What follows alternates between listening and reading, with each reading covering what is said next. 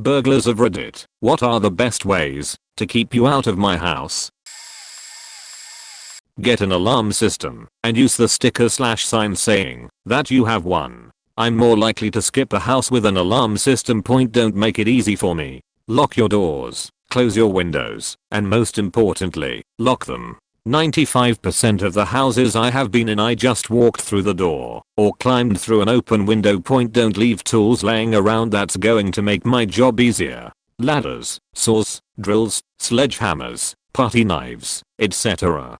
All of these make it easier for me to get in your house. Contrary to popular belief, most dogs aren't a problem. Unless they've been trained to be dog guards, it doesn't take much to make one friendly. Don't advertise. If you just bought an expensive piece of electronic equipment, jewelry, tools, etc., don't brag about it in public, don't leave the trash in sight, and don't post about it on Facebook. Use security hedges under your windows. If your house has rosa bushes and your neighbors don't, I'm more likely to try their house first. If it's irreplaceable, don't leave it out in the open. Get a safe for stuff like that and make sure you bolt it down. I'll happily take a safe with me and open it later. Don't live in a nice neighborhood. When I'm looking to steal, I don't go to the poor neighborhoods. I go to the subdivisions and wealthier areas. Don't assume I'm going to wait until it's dark to rob a place. Between 9 AM and noon are the best times to hit. Most everyone is gone to work. Those who aren't are running errands or sleeping. That being said, invest in motion sensor lights. If someone is outside your house at night, this can help. Finally, be suspicious and alert. Is there someone new walking your neighborhood that doesn't live there? Is someone getting yard care/pest control/deliveries outside of what's normal for them? Does the same car keep cruising around at different times? You see, I'll study a neighborhood before I strike. Sometimes I'll spend upwards of a month. I'll note times people leave and arrive. I'll note when/if cops patrol certain areas and when. I'll pay attention to delivery times, mailman times, and various other service people to see when they arrive, what they do, how they're dressed, etc. I'll watch to see who leaves windows open, who forgets to lock their doors, and so on. It doesn't take much time to make a hit and get away either. On average I spend 8 minutes in a house. Rarely more than that. Edit. Wow, this blew up. I'm going to try to reply to everyone. I apologize if I miss your question. Deleted covered a lot. He is probably legit. I don't steal anymore at all, but I used to a lot. Alarm signs are the biggest deterrent. I'm going in through your front door. I'm not going to check windows or creep into your backyard or any sketchy shit like that. The neighbors calling the cops is really the only danger. I dress nicely in a collared shirt and slacks. I'm white and clean cut. Fairly good looking. A bit like a police officer. Your dog is useless. There is too much on the line to worry about. Fido. I have never been attacked by a dog, but if I was, I look for houses with the least viewpoints from the neighbors. Having an open front porch is your best defense. Park in your garage. Parking in front of the garage is a telltale that there is likely no other car moving in and out of the garage, and the driver is likely at work. I can tell because of the discoloration. Pick up your newspapers. Stop your mail and newspaper if you are leaving town. If I pop the door and an alarm goes off, I will probably leave. Make friends with your neighbors so they know who should be at your house.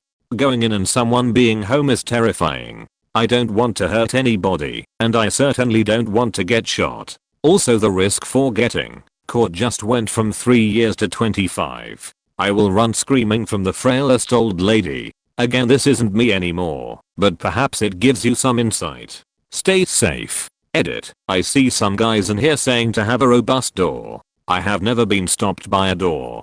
It is very easy to kick a door, and I would carry a flat bar.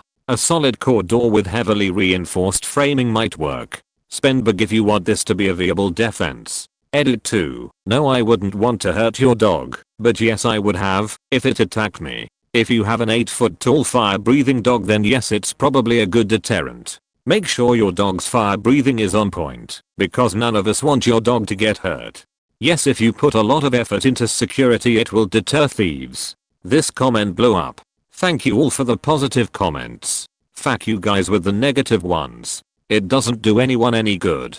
I'm sure you are very tough. You probably shouldn't threaten my daughter. I spent a year and a half in prison after being convicted of multiple residential burglaries. I was caught after a mailman called 911 after seeing me go through a window. I had a pretty good run of burglaries from 2007 to 2008 and haven't done any in 7 years. So technology and times have changed since my spree. Here's how I picked my houses. I would generally only go in the daytime during the week. The idea was for the adults to be at work and the kids at school. I would try to find a corner house because it would have at least one side with no neighbors. I went in middle class neighborhoods close to a community college. I live in a large US city and needed an excuse to be in my late 20s walking around with a backpack. I would stand out too much in wealthy neighborhoods, and poorer neighborhoods often have bars on windows because they expect to be robbed. Middle class people seem to be careless. I often went in through an unlocked back door. Interestingly enough, I never went through a front door. I would always go to the back or side because any fences would provide coverage. People think a large dog would be a good deterrent, but I generally avoided those annoying small yapping dogs that never shut up. I often went through a bedroom window, whether it was unlocked or not. I'm committing a major felony. I didn't care about a broken window. I usually went straight to the master bedroom because that's where the good stuff was. Things a homie Arwana can do, besides armed guards around the clock.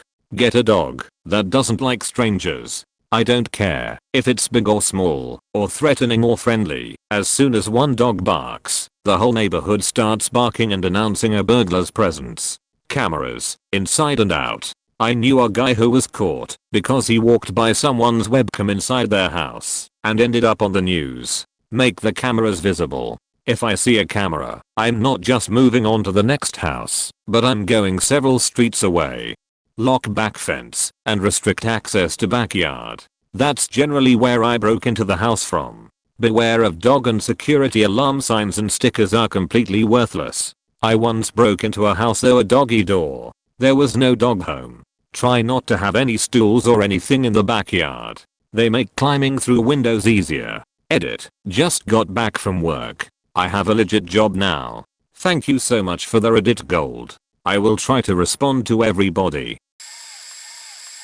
I grew up with a whole lot of thieving scumbags, bank robbers, carjackers, etc. Here are my suggestions, in no particular order. Get a big faking dog. Very few thieves want to deal with that. If they aren't specifically targeting your house, then they will move on to the next one. For houses they are targeting, they will leave poisoned food outside. Keep an eye out for that. Don't use window air conditioners.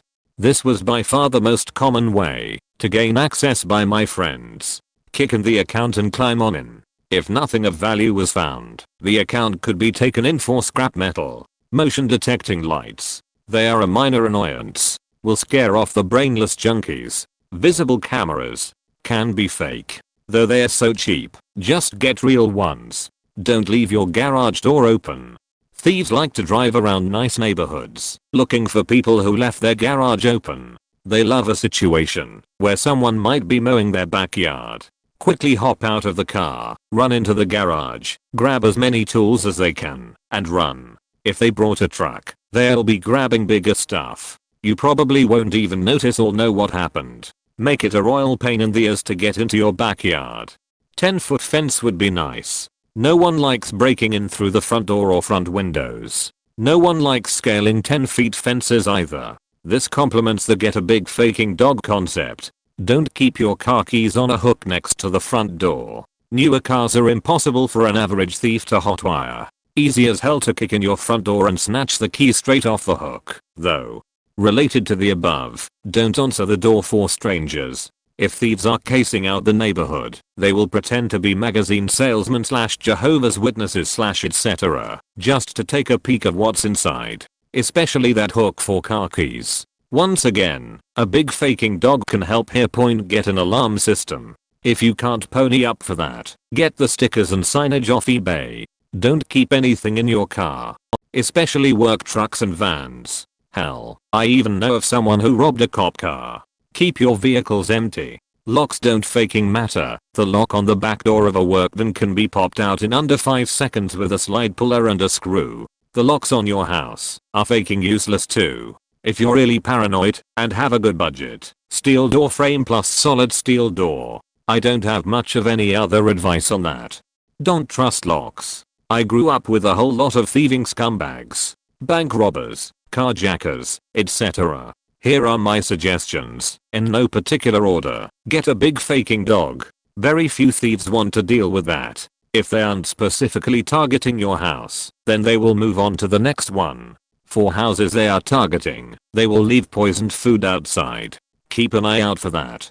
Don't use window air conditioners. This was by far the most common way to gain access by my friends. Kick in the account and climb on in. If nothing of value was found, the account could be taken in for scrap metal. Motion detecting lights. They are a minor annoyance. Will scare off the brainless junkies. Visible cameras. Can be fake. Though they are so cheap, just get real ones. Don't leave your garage door open. Thieves like to drive around nice neighborhoods, looking for people who left their garage open. They love a situation where someone might be mowing their backyard.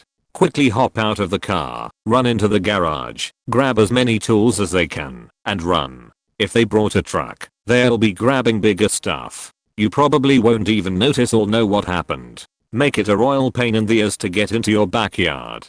10-foot fence would be nice. No one likes breaking in through the front door or front windows. No one likes scaling 10 feet fences either. This complements the get a big faking dog concept. Don't keep your car keys on a hook next to the front door. Newer cars are impossible for an average thief to hotwire. Easy as hell to kick in your front door and snatch the key straight off the hook, though. Related to the above, don't answer the door for strangers. If thieves are casing out the neighborhood, they will pretend to be magazine salesmen / Jehovah's Witnesses / etc. just to take a peek of what's inside. Especially that hook for car keys. Once again, a big faking dog can help here. Get an alarm system. If you can't pony up for that, get the stickers and signage off eBay. Don't keep anything in your car. Especially work trucks and vans. Hell, I even know of someone who robbed a cop car. Keep your vehicles empty. Locks don't faking matter. The lock on the back door of a work van can be popped out in under 5 seconds with a slide puller and a screw. The locks on your house are faking useless too. If you're really paranoid and have a good budget, steel door frame plus solid steel door. I don't have much of any other advice on that. Don't trust locks. Lock your doors. Even though I don't think much of locks, don't leave your house unlocked either. Deadbolts on every exterior door. Keep expensive stuff out of sight. Your 70-inch flat screen TV should not be visible from the street. Your MacBook Pro shouldn't be kept right in front of your first floor office window. Don't invite strangers over. Hosting an open invitation kegger is a terrible idea. If a thief shows up, they are either stealing something right then and there, or they are casing the place to come back later. If you have a safe, use it. It's utterly stupid how many people who have them just leave them open all the time because it's annoying.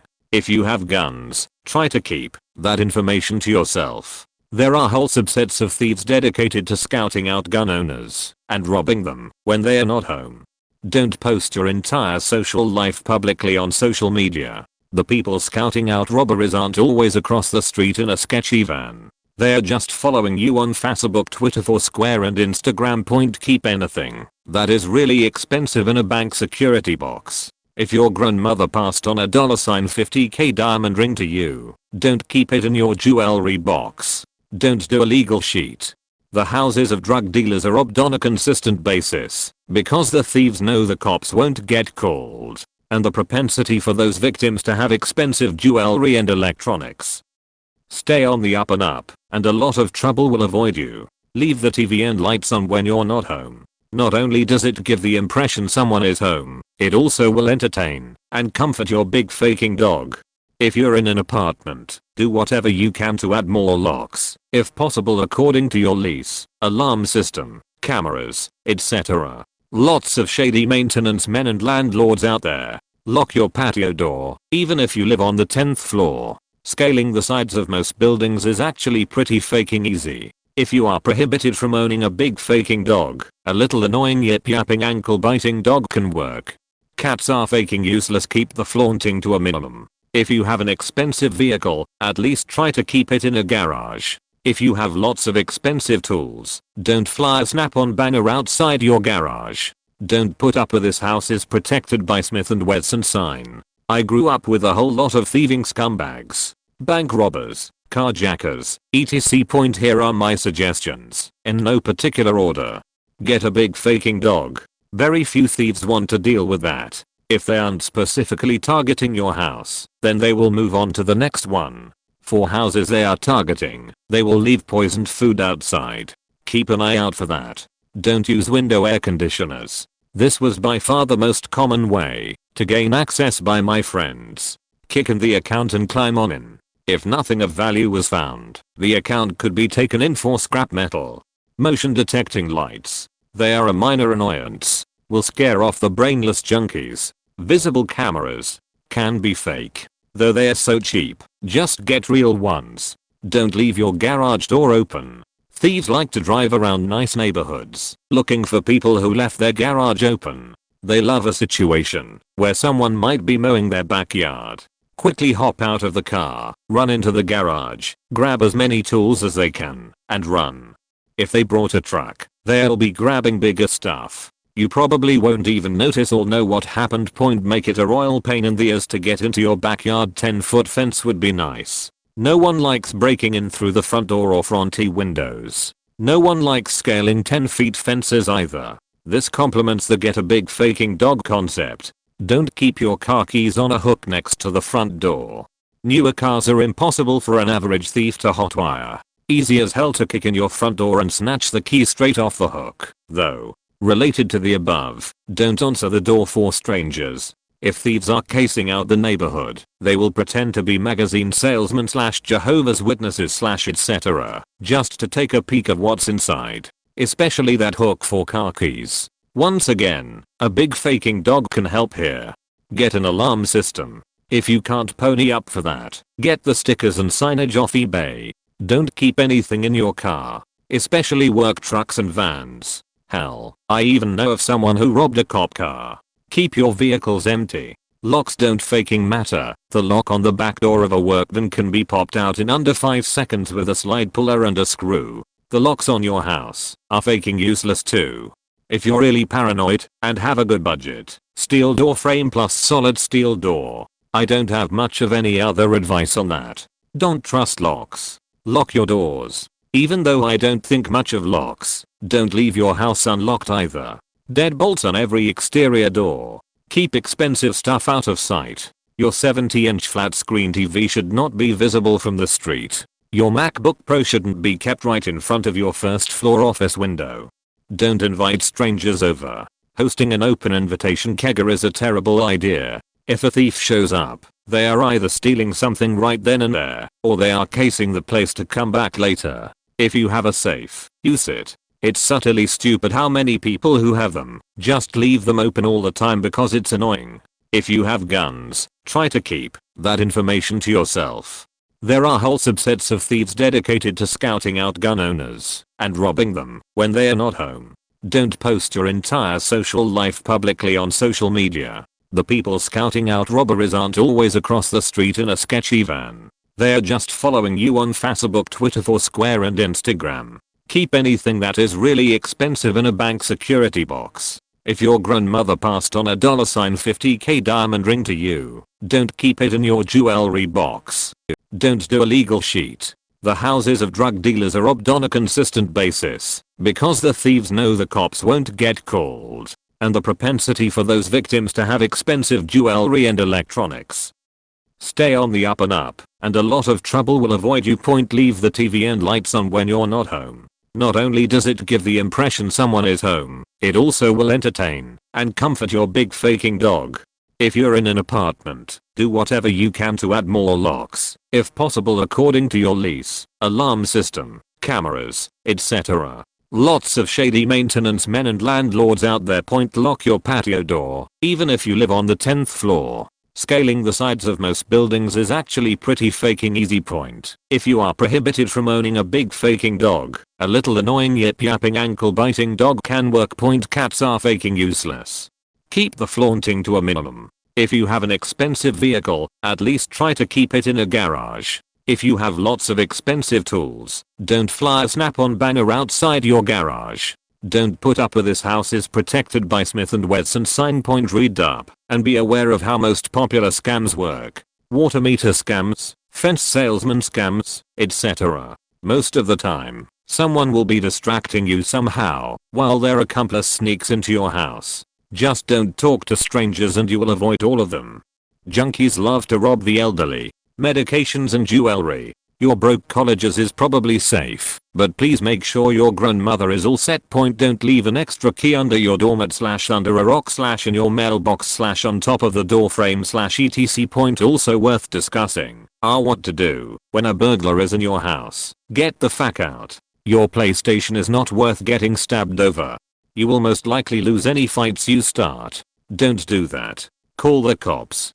Don't count on them to save you, but do it anyways. At the very least, you will most likely have to file a police report anyways for an insurance claim. The chambering of a shotgun generally scares the shit out of thieves. Real thieves will get the fuck out of there if they think someone has a gun.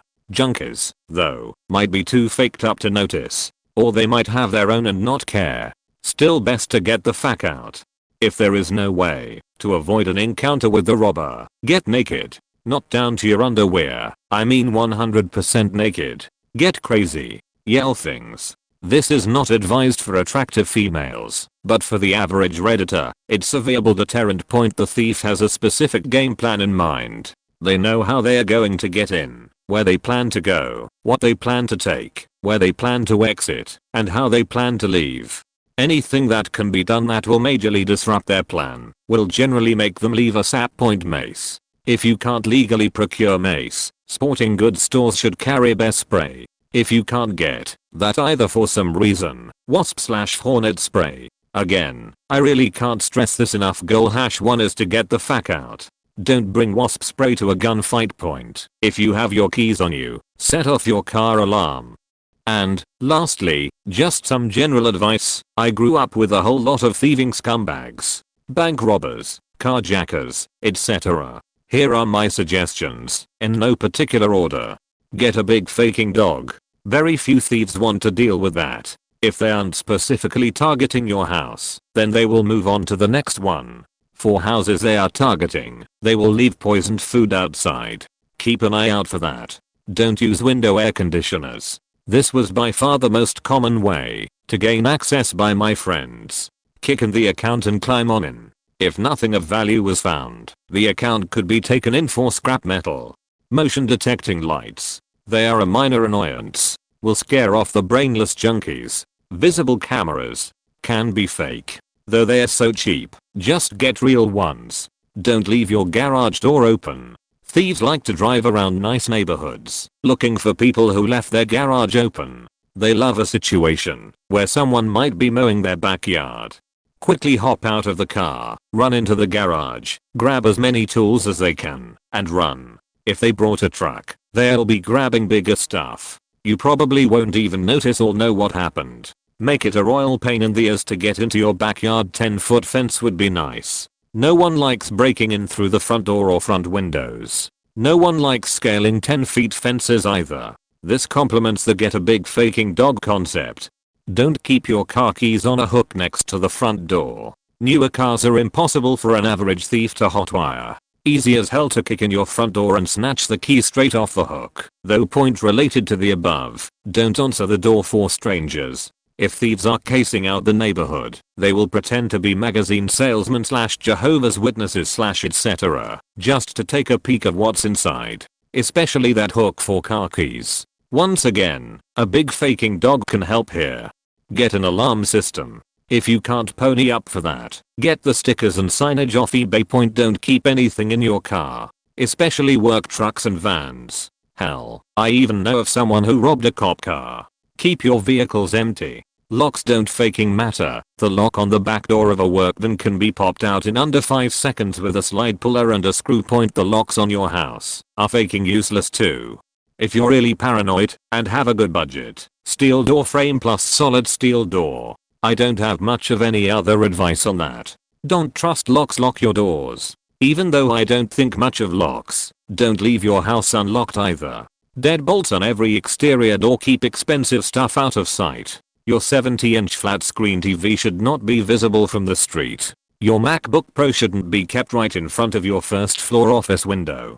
Don't invite strangers over. Hosting an open invitation kegger is a terrible idea. If a thief shows up, they are either stealing something right then and there, or they are casing the place to come back later. If you have a safe, use it. It's utterly stupid how many people who have them just leave them open all the time because it's annoying. If you have guns, try to keep that information to yourself. There are whole subsets of thieves dedicated to scouting out gun owners and robbing them when they are not home. Don't post your entire social life publicly on social media. The people scouting out robberies aren't always across the street in a sketchy van. They are just following you on Facebook, Twitter, Foursquare and Instagram. Keep anything that is really expensive in a bank security box. If your grandmother passed on a $50k diamond ring to you, don't keep it in your jewelry box. Don't do a legal sheet. The houses of drug dealers are robbed on a consistent basis because the thieves know the cops won't get called, and the propensity for those victims to have expensive jewelry and electronics. Stay on the up and up, and a lot of trouble will avoid you. Leave the TV and lights on when you're not home. Not only does it give the impression someone is home, it also will entertain and comfort your big faking dog. If you're in an apartment, do whatever you can to add more locks, if possible according to your lease, alarm system, cameras, etc. Lots of shady maintenance men and landlords out there. Lock your patio door, even if you live on the 10th floor. Scaling the sides of most buildings is actually pretty faking easy. If you are prohibited from owning a big faking dog, a little annoying yip-yapping ankle-biting dog can work. Cats are faking useless. Keep the flaunting to a minimum. If you have an expensive vehicle, at least try to keep it in a garage. If you have lots of expensive tools, don't fly a snap-on banner outside your garage. Don't put up a "this house is protected by Smith & Wesson" sign. Read up and be aware of how most popular scams work. Water meter scams, fence salesman scams, etc. Most of the time, someone will be distracting you somehow while their accomplice sneaks into your house. Just don't talk to strangers and you will avoid all of them. Junkies love to rob the elderly. Medications and jewelry. Your broke colleges is probably safe, but please make sure your grandmother is all set. Don't leave an extra key under your doormat / under a rock / in your mailbox / on top of the door frame / etc. Also worth discussing are what to do when a burglar is in your house. Get the fuck out. Your PlayStation is not worth getting stabbed over. You will most likely lose any fights you start. Don't do that. Call the cops. Don't count on them to save you, but do it anyways. At the very least, you will most likely have to file a police report anyways for an insurance claim. The chambering of a shotgun generally scares the shit out of thieves. Real thieves will get the fuck out of there if they think someone has a gun. Junkies, though, might be too faked up to notice, or they might have their own and not care. Still best to get the fuck out. If there is no way to avoid an encounter with the robber, get naked. Not down to your underwear, I mean 100% naked. Get crazy. Yell things. This is not advised for attractive females, but for the average redditor, it's a viable deterrent. The thief has a specific game plan in mind. They know how they are going to get in, where they plan to go, what they plan to take, where they plan to exit, and how they plan to leave. Anything that can be done that will majorly disrupt their plan will generally make them leave ASAP. Mace. If you can't legally procure mace, sporting goods stores should carry bear spray. If you can't get that either for some reason, wasp/hornet spray. Again, I really can't stress this enough. Goal #1 is to get the fuck out. Don't bring wasp spray to a gunfight. If you have your keys on you, set off your car alarm. And, lastly, just some general advice, follow your local news and police reports vigorously. You should be able to get a feel for the types of crime happening in your area and can figure out a game plan based on that. Personally, my area is high crime, but it's all smash and grab type thefts. While my vehicle has been robbed 3x in the past year, I have zero concern whatsoever that I will be the victim of an armed home invasion. It's just not the style for the area. If you have a choice, try to live in a moderately populated area, near a police station. Living at the end of an isolated cul-de-sac is going to be a lot easier for a thief to get into without being noticed than a townhome in a 100-unit property. Be friendly with your neighbors, to the point where they will recognize any sketchy activity. Keep your nose clean, and don't associate yourself with sketchy characters. Crime begets crime. It's callous for me to say, but really, 90% plus of the victims of crime that I know had it coming. Keep receipts for anything you paid more than $250 for, and keep them in a fireproof safe. If you do end up having to file an insurance claim, they are going to fuck you over hardcore without documentation. Be aware that for high-ticket items, they are required to be scheduled on your policy ahead of time. If you have a $15K home theater system, or $20K in collectible Magic TG cards, your insurance company needs to know about that ahead of time. Keep serial numbers and photos, if possible, of anything you care about. If your laptop gets stolen and you see it the next day in the pawn shop down the street, it won't mean shit unless you have that serial number already on file somewhere. Register all of your products with the manufacturer whenever possible. You will have a hell of a time dealing with an automotive theft claim as the thief used your car keys. Keep those safe. Make copies of all your important documents, including copies of all your credit cards. It will be 100x easier to cancel all of them if a thief gets them. Shred any important documents you are throwing out. I could write endlessly about identity theft. I'll save that for another day. Big faking. Regularly back up your computer to some cloud-based service. Dropbox, Google Drive, etc. If someone steals your laptop, it shouldn't fuck up your life. Install some sort of tracking app on your computer and phone right now, if you haven't already. Serious answer, I did some thefting in my youth. I'll leave that at that. Keep in mind I was no mastermind. When picking a house, besides the obvious answers like a full mailbox and newspapers scattered about, I often picked houses by the stupid tricks people use when they go out of town. Leave the radio on, leave the TV, leave the lights on, etc. Tons of lights on, and an obnoxiously loud TV on in the living room at 2 AM on a Sunday night in a upper middle class neighborhood. Lol. When I found a potential house, I'd obnoxiously ring the doorbell, then run away and watch for activity. After that, if I felt comfortable, I'd try to gain entry. If it was too hard, every time I broke/opened a window or door, I would run away again for a half hour or so and watch for activity. Even if I had to do it in multiple steps. For example, break the window by the door, then run away and wait. Come back and ajar the door, then run away again. I did this because of an irrational fear of silent alarms. Obviously, if I saw any kind of activity or set off an active alarm, I would leave. So you want to keep me out your house? Don't appear as a target. Full mailbox, obstructed view of the house from streets. Don't make it easy for me. Have lots of deadbolts, active alarms, motion lights, dogs, etc. I wouldn't fuck with any of that shit.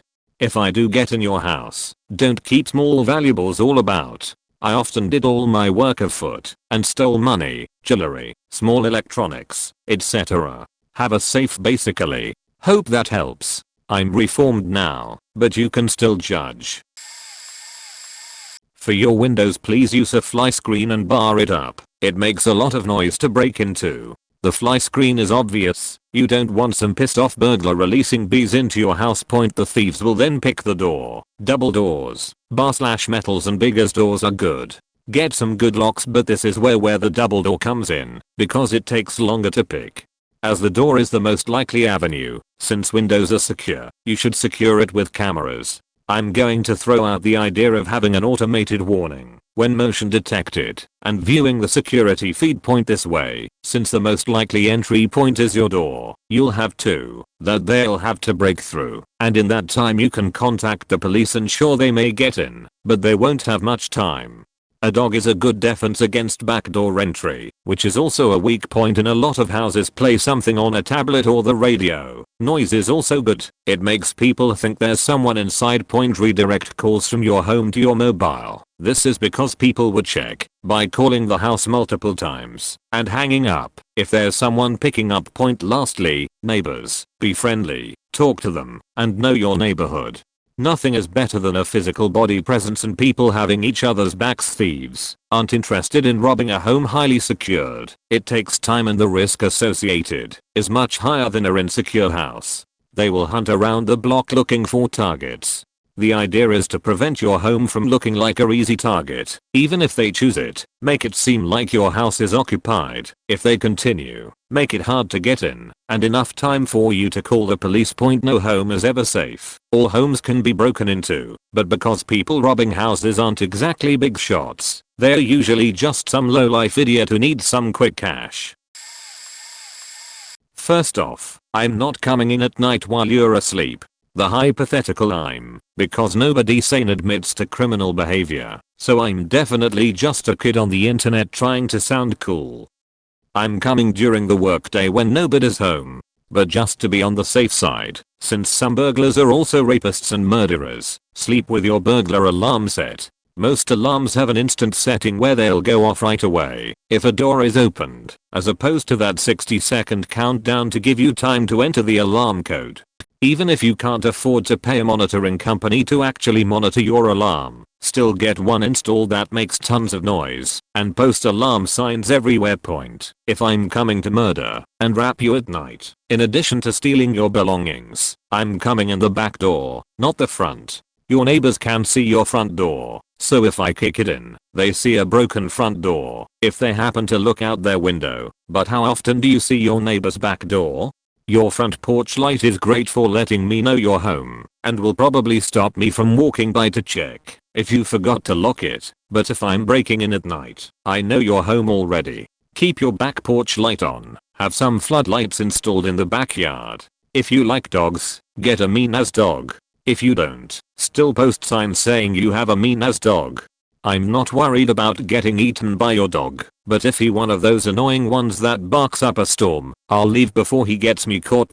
You can find some how-to about this on the internet. People can supposedly get your garage door open from the outside if you don't get some zip ties and secure the emergency catch. I've never done that, but the theory that it could be done makes sense. If someone's in your garage, they can close the garage door and have all the time in the world away from prying eyes to work on getting into your home. Or just stealing your cars and power tools. Deadbolts are great, but your lock hardware is usually attached to your door frame with tiny screws, so a good kick will bust the whole contraption out, no matter how hefty the actual bolt is or how awesome your door is. You want to replace those tiny screws with insanely long durable ones. Again, internet can help with this. They also sell these funny cane looking things you can wedge below your door knob to make kicking in your door tougher. They don't really work, but if a guy is stupid and desperate and tries a few kicks and can't get the door open enough, he might just move on versus making more noise and risking notice. But seriously, nobody breaks in at night. I'm going to drive out to an upper middle class suburban neighborhood off the beaten path during the day. You know how you paid extra for that house with a 45-minute commute to work because of all the trees, hiking trails, and being farther from the traffic and bustle of town. Unless you're paying HOA dues out there, but for constant patrols, you're pretty unprotected. That's the kind of neighborhood I'm visiting.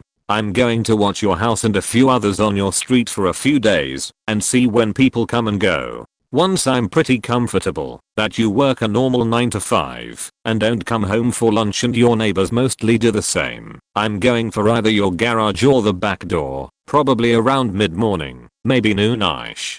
I might have a tool belt, great for carrying useful tools, and also passing myself off as a handyman, cable guy, a guy who reads meters, or something similar in the rare case that someone sees me. I'm not after your TV.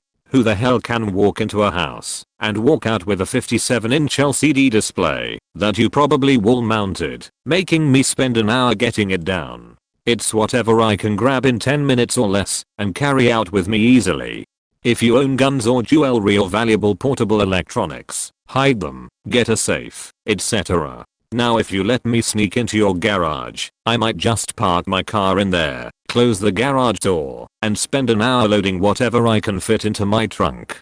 A lot of people don't think that hard about securing their garage when it's a pretty good point of entry, plus you have some valuable stuff in there. Some houses even have little screen doors going from their yard into the garage. If you have an attached garage, get rid of that crap. I worked in security, ADT, and here's what I found on how burglars would case point. They'd walk your street like a Mormon or some other business person, very professional, and hang door hangs or other things like info tracks, whatever. This would be the day they hit. They would walk a street, both sides, and do this. Then walk back through, having already been casing for a while. What they look for is a block of houses that still have the hangs on. That suggests that no one is home in that surrounding area, so no one can see. Then they 9/10 times go through the front door. A security sign will 90% of the time deter them. If you have a security sign, and your neighbor doesn't, guess who the burglar is going to try to break into? Don't let the security system company put your touchpad anywhere that can be seen from a window, either the regular windows, or the ones beside doors. If they can see it, and you left it off, they can see that too. Getting into a garage is extremely easy, and no one ever locks the door from the garage to the house. I have sold more security systems by demonstrating the ease of getting into a garage. Go to your garage door, and press firmly towards the top. Does it open enough to see up into it? Then they can break in. With a coat hanger they can grab the red string and up goes the door. So cut your garage string/rope. You have a remote, and don't need it. I can't think of anything else that wasn't said, but feel free to ask.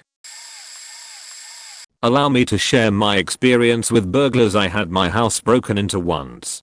Doors locked, security bar in, sliding glass windows, no tools laying around, locked garage, and locked windows. Here is how they did it. They got a pry bar, stuck it under the garage door, and lifted just enough to get a low profile hydraulic jack under the door. We know this because everything about how a garage door operates was absolutely broken. After they got the garage door open, they found the door to the house locked. They already brought tools, so what's one more? They plugged their own sawzall right into the wall in my garage and cut a hole directly into the house. Moral of the story is, if someone wants to get into your house, there is absolutely nothing you can do to stop them. Period. An alarm might help. Keep in mind that most police response times, especially to home alarms, are most likely to be crap, and the burglar may know this depending on the area. The alarm triggers at the company tries to get a hold of the owner first. Call that 3 to 5 minutes. The company calls the police. We have a break-in at # street NW, and we couldn't get a hold of the owner/owner isn't home. Depending the distance to the station, you're talking another 10 to 30 minutes. After my break-in, it took the police 45 minutes to show up. A properly motivated person only needs a few minutes to assess things worth taking. If they already know what they are looking for, then less.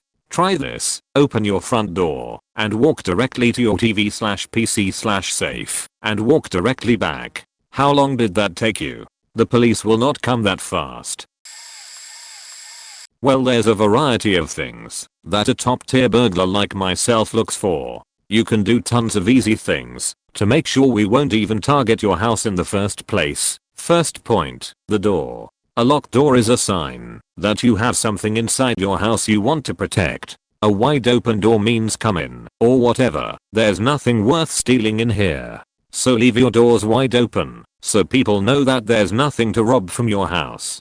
If you can leave open your windows too, then you pretty much guaranteed every burglar is going to walk right past your house. To further address this point, make a list and hang it up near your doorstep. On the list are all the items that you absolutely do not have inside your house. But here's the genius part, you actually do have those things in your house. You're simply lying to confuse the robbers. Quite brilliant indeed. Example, there is absolutely no jewelry in this house, and if it were, the dresser next to the bed would be the last place I were to put it in. Next thing is rather simple. If you have a dog, get rid of it. Contrary to popular belief, burglars are actually helped with dogs. Nobody knows how they do it, but they are some kind of dog whisperers. People have reported burglars carrying out stuff helped by dogs. So if you don't want Fifi to help carry out your flat screen TV on his back, better get rid of him. Other pets aren't as easily convinced to help the burglars, but better safe than sorry, so ditch those as well. Now, should you get robbed, despite all these tips, there's some things you can do to help the police catch the thieves. As soon as you notice you've been robbed, it's essential to swab down any door knobs, light switches, Basically anything a potential robber could have touched. Swipe over them with some cloth to try and absorb some of their DNA left behind when they touched it. Also a common mistake is calling the cops as soon as you realize the robbery. Most criminals often have regrets, and a stunning 89% of all thieves returns the stolen goods within 2 weeks of the heist. So if you were robbed, wait at least 2 weeks before alerting anyone of the robbery. As long as everything is quiet, the thief can show remorse and bring back your stuff. As soon as the cops are involved, they're scared off and will not return your stuff. There you go. 100% foolproof anti-burglary tips from an actual burglar. PS. If you want to receive our monthly magazine Robbing People, please list your address below. Also include any days you might not be home the following year. We don't want your magazine to end up in a mailbox waiting for you to return home. It might get stolen, or worse. I'd have thought this would go without saying, but apparently a lot of people out there are really stupid, judging by the amount of people who claim to never lock their doors because they are in a safe area. Lock your sheet up. I've lived in some seriously dodgy areas, I mean like right next to unlit alleyways, where they'd do drug deals in the daytime. I've seen people watching the house while I'm alone in it. Neighbors have seen people casing it. Others have caught people on camera trying the doors on the houses on the street. We don't get broken into, ever. 2 bolts and 2 locks on the front door. Last house had a latch as well, so even if you forget to lock the door at night, nobody's getting in further than will set the alarm off, and you couldn't get your arm around to undo the latch unless you can dislocate your arm. Back door locks. Back garden has a padlock on the gate, spikes on the fence and CCTV and movement sensing lights. All the blinds go down at night, so people can't see in. There's a perimeter alarm as well, so if you touch the windows or manage to get the door open on the latch, it will go off immediately, and it's faking loud. It gives me tinnitus. When we are away for long periods of time, family and neighbors come round regularly to check everything's okay and open the blinds, and there's timers on the lights, so they come on in the evening. We also have a dog now, and while he isn't a staffy, he looks and sounds a lot like one and has some serious force behind him when he wants to. He's knocked me over saying hello a few times, and I'm 6 feet tall. I know a lot of people who are very smug about not locking their doors or windows properly, like it's something to get proud over. Guess whether it's me or them that's had several £100 worth of tech equipment and irreplaceable valuables stolen. Source. Raised in burglary capital of Britain. No electricians. No people who nick stuff. I can tell you what worked for me. Some guy died in my front yard. Nobody saw how he died, or even how he ended up in my yard, but damn if the crowds didn't begin to gather a short time later. Anyways, rumor has it that this guy broke into my house and I killed him. I then dragged his body into my yard and displayed him so the entire neighborhood would know not to FCK with me. Every single neighbor of mine has been broken into and robbed a number of times. My house though remains into shade. I was outside and a couple of guys were walking up the street and I overheard one say to the other, "That house you don't ever want to FCK with. He'll kill you and leave you in his front yard." How bad is it? A young kid stole some money from my wife and I talked with the parents about it. They gave me back the money, begged me to forgive them, and within a week moved out. The guy who died, his girlfriend came over looking for him, and I took her into our home and comforted her as the police were doing business. I've helped out the kids in my neighborhood and even took care of one for over a year when his dad tried to actually kill him. I'm probably one of the nicest guys you could meet. Dead guy in your front yard makes your house a no-go zone for the criminal element. Not a burglar, but my old house was broken into 18 times in 10 years before I could finally move. Here are some tips, both inexpensive and a little more advanced, that worked at protecting valuables, as only one laptop was stolen throughout that time period. I was stupid to leave it on my main chair's arm for use whenever I wanted. Anyways, here ya go. When framing a door by like 6 inches long with screws, and put them right through the frame of the door and into the next beam. This will reinforce any door that you think is secure but is a cheap as pose from Lowe's, Home Depot, etc. When you've bought and installed 7 that were broken at one weak point, you see the difference between your first door that looks like it was melted by Ryu Shuriken keyed entry/exit security locks i.e. you have to turn a key to leave the house. When you're home, keep your keys hanging there in case of fire or getting the F out quickly. However, in most break-ins I could tell they tried unlocking and shaking my door then noped out while my alarm was going off loudly in their ear. These are not more expensive more than having them make you another key to match your doors. If you buy multiple sets with the same key code, have an alarm, they ring you, and the cops almost instantly. Shit is loud and causes panic. 10 seconds in there with an alarm going off feels like 10 minutes, unless you're a posse who's extremely used to it. Free install and $20 a month was well worth it, and now I will always have one. If you look on Amazon on YouTube, can't find now posting from mobile, you can find door jam armor for like $80-90. This is sheet metal that sandwiches your door frame in key points, i.e. around the lock and the door handle. It also reinforces the hinges. They take swap battery rams to this stuff until there is a hole in the middle of your door, but don't easily get in point security storm doors. Not that cheap one with steel grating on sale, stupid. The most expensive iron looking kick me hard door. Those cheap ones are priced accordingly, but so are the nice ones. If you combine this with the previous known as getting in through a door barricade windows in areas you don't need or care about, you're on Reddit gaming or watching Netflix all night and sleeping in the day. You don't want windows open or natural light anyway, right? I got maximum room darkening drapes at like Big Lots for cheap. In back rooms I had shelves in front of windows and extra wood in front of them, so this limited which windows could be entered from. They sell cheap window alarms that go off when a window is opened. They aren't connected to the main alarm, but give the illusion and still give the same oh shit feeling if you're really in a pinch or refuse to leave or can't, but don't feel safe. Look up a local ironwork company. They will retrofit all of your windows with steel security bars. I had this done to 9 windows, all large slider types, for like $2,400. Seems like a lot, but my mortgage was $400 and I could afford it and didn't want to give up on the house I bought at 20 for cheap. Point read someone else say this, but don't faking advertise. Those room darkening drapes were always drawn. My doors were closed and locked. Someone was hanging out and left the door open, it was immediately shut, and I would say sorry, I'd appreciate it if you close my doors. I have nosy neighbors and have been broken into. I don't like people seeing it's nice in here. Also, all purchases were shipped to work. They would only be brought in at night or time when I could do so quickly. The boxes were cut up and thrown away where you couldn't tell I had a new TV, etc. Don't answer your door for people you don't know, or let people in you don't know. Entertaining guests or ordering pizza? Meet them outside.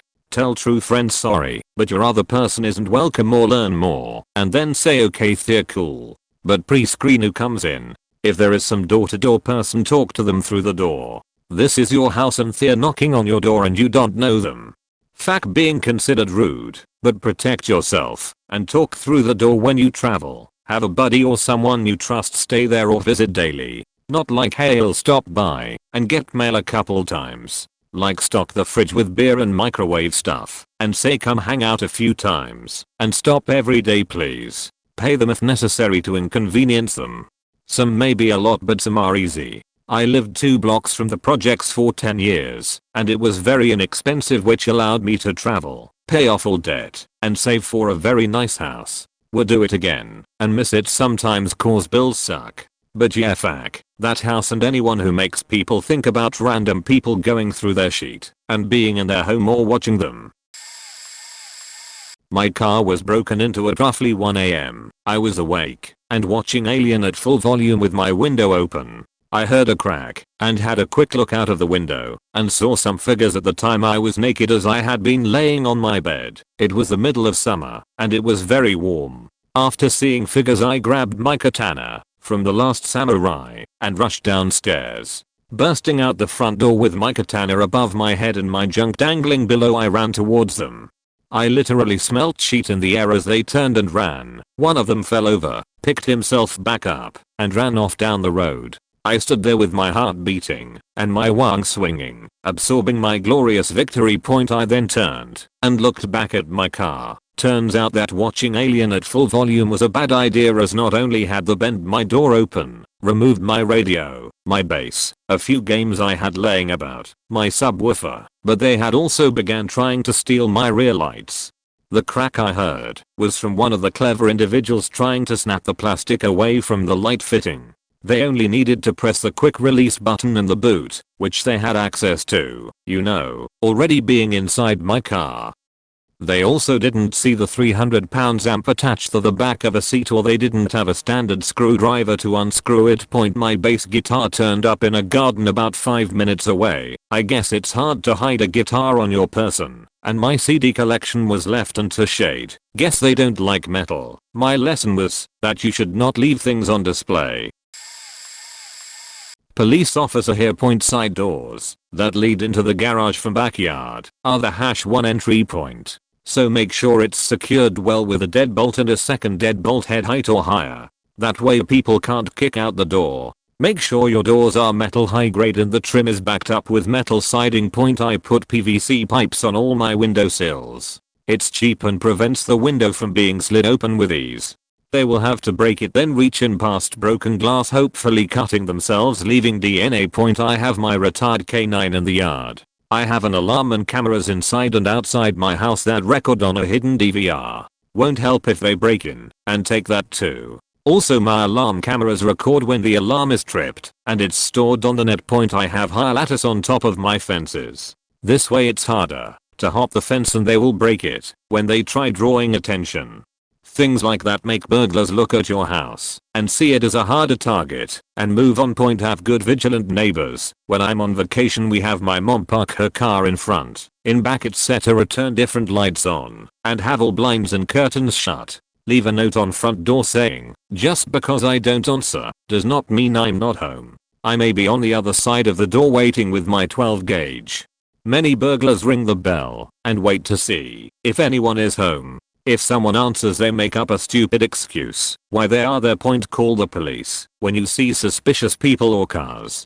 Write plates down. Let the burglars know that your neighborhood is vigilant. Don't let people know you on vacation. That includes neighbors, FB friends, etc. Dirtbag cousin will sell that information to burglary crews for a cut in the loot. Not a thief, but I install security systems for a living. At this point I've been doing it for just about 5 years and seen every kind of break-in I can imagine. Some tips I've come to use in my own house. Bolt the safe down. I cannot stress this enough. I don't care how big or heavy it is, I've seen them taken. Deadbolts will not stop someone from coming in. There are very few doors I trust. I've seen a few of the posts from up above say front doors are never broken into. They are. Lock it down, lock your damn windows. I have these screw down devices that clamp onto the window track and make it so that even if I leave a window unlocked, it can only open 3-4 inches. Get to know your neighbors. It was stated before that this was a good thing to do, and I firmly believe in. Naughty neighbors can be good for something. That being said, having neighbors doesn't always mean that you won't be targeted. Most people are gone during the day and have their shades shut at night and are distracted by their TV shows. Don't park outside. Pretty easy to tell if you're home or not. Don't leave anything outside they can use to climb on. Seen so many break-ins where the homeowner's ladder, grill, or trash cans were used to access windows that would have been out of reach. Obviously I firmly believe in my alarm system as well. General rule I have for them is to have your perimeter covered. If you can have the system go off before someone comes in, then this will be your biggest weapon to keep someone out. Cameras inside and outside are huge as well. Outside cams are pretty self-explanatory, but the inside camera helps avoid false alarms. When our system goes off, I get onto my app and can instantly tell if it is a roommate because he'll be dancing in front of it mouthing "my bad dude," or if someone has actually broken into the house. I relay this to my monitoring personnel when they call, and they in turn give this information to the police when dispatched. If the cops know someone is in the house, they will respond as quick as they can. They want to keep us safe, and when they know someone is in the house for sure, I've seen them go to extreme measures to do so. Mad respect for them. Thanks. I know a lot of folks in here have said that they don't worry about dogs or guns. On the contrary, I lived a really faked up life before I joined the army and got set straight. I have signs around my house that let people know a combat veteran lives here, as well as signs that warn them of unsafe pit bulls. I also have two 80 lbs pit bulls that are both trained to attack. I can barely walk them without having a problem, and I've had to reinforce my fencing significantly after the neighbor's dog got in back and was killed. Now, if I were younger me and I saw older me covered in tattoos with combat veteran license plates, combat veteran stickers, etc., constantly sitting in the garage watching the neighborhood, or on the front porch watching the neighborhood with other big guys covered in tattoos, and a pair of dogs that about tore any own's head off were it not for the chains they are on when walking by the house, younger me would skip this house. Then again, I'm always home point as far as weapons go. If you're not willing to keep a gun within arm's reach with one in the chamber 24/7, there's no point in owning one for self-defense, and there's no reason to leave them anywhere but in a 500 lbs gun safe bolted to the garage floor when you're outside the house point. If someone tried to break into my home right now, they'd be staring at two very big, very angry pit bulls with a very big, very angry veteran behind them pointing a gun at them. I'm at a point in my life where I'm more grumpy than I'm happy to be alive, and I wouldn't hesitate to shoot someone who comes in my house multiple times before asking them what they're doing in my house. I guess people with an inkling of violence in them don't have to worry about it befalling their lives as much, though, as I really don't ever get any shit unless I go looking for it. Edit. Background: before the army, lived in rougher parts of Los Angeles, white boy that hung out with Mexican bangers and Crips through childhood, then moved on to Hells Angels and Tweakers in my teen years. Used to hit houses between the hours of 2 a.m. and 5 a.m. with guys who would tie people up in their beds while we ransacked the place and another one sat outside in the car. I'd say the large majority of break-ins occurred because of open doors in backyards or open windows in rooms where there weren't people sleeping. Most burglars won't step foot in a house if there's a person inside. Most drug addicts don't care one way or the other as long as they can get their next 8 ball. Tips: if you're not as friendly with guns and violence as other people, most of it's already been said. Don't brag about money. Lock everything up. Figure out what will make your house harder to break into than the house next to you, and make adjustments. Pay attention to your neighborhood. Get to know your neighbors. Don't sleep with windows open in rooms you aren't sleeping in. Dogs work, but only if trained. My brother used to walk his GSD around the perimeter of his property every night, and my brother specifically paid visual attention to people he didn't know, or people that looked shady, and specifically greeted and spoke with people he did know to condition the dog to consider the demeanor of people that his owner observed and interacted with. When my brother, his GSD, and I went camping in the Georgia mountains, he would open the rear door and let his dog out first to explore while we parked and settled.